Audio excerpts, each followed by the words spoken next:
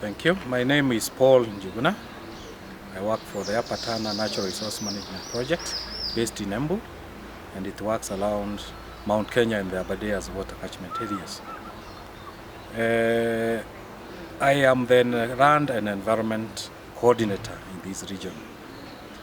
I'm also participating in this running route, and the main objective of this running route is actually to see the linkage between sustainable natural resource management vis-a-vis livelihood, vis-a-vis climate change adaptation.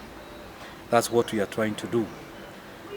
What have we learned so far from the cases that we have visited? We are lucky to visit Mount Kenya region, where the MCAP, which has now been upscaled to Upper Tana Natural Resource Management Project is. We were also lucky to go to Machakos and Makueni, where we talked to the CCAF project, which deals with climate change adaptation. We have also been lucky to have visited, not physically of course, a project in Garissa, which is being facilitated by Cgiar Kenya, on how livestock, or what we call pastoral farmers, adapt to climate change.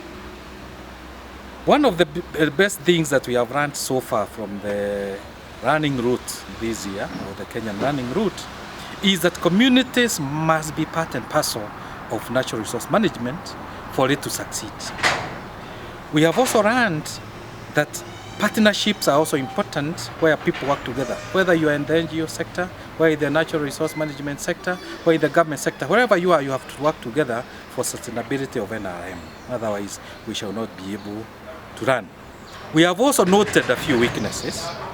And one of the weaknesses that we have found is that communities might not be able to understand scientific data, taken literally. So we should be able to ensure that the data that we are giving communities is factual and easy for them to understand.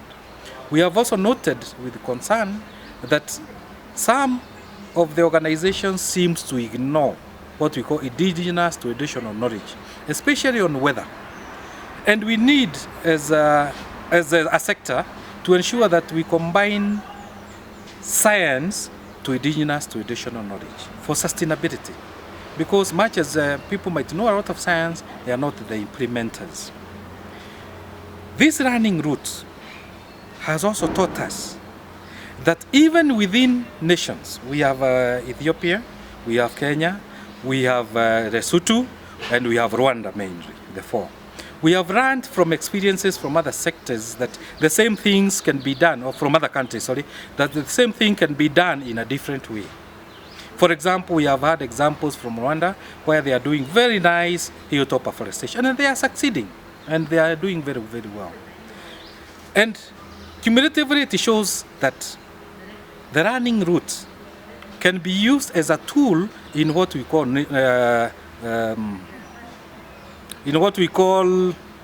knowledge management within the IFAD portfolio. Because when you talk of knowledge management, it sounds as a very big word.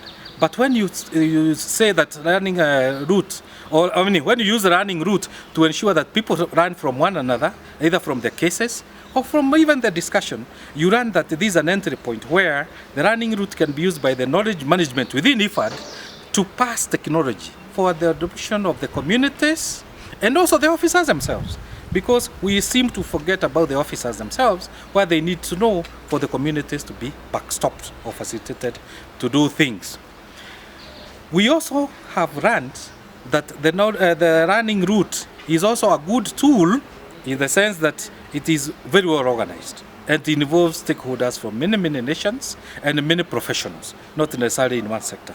That also adds value to the running route. So I would recommend the running route as the avenue for future technology transfer and adoption within the IFAD portfolio in this region of what we call East and Southern Africa.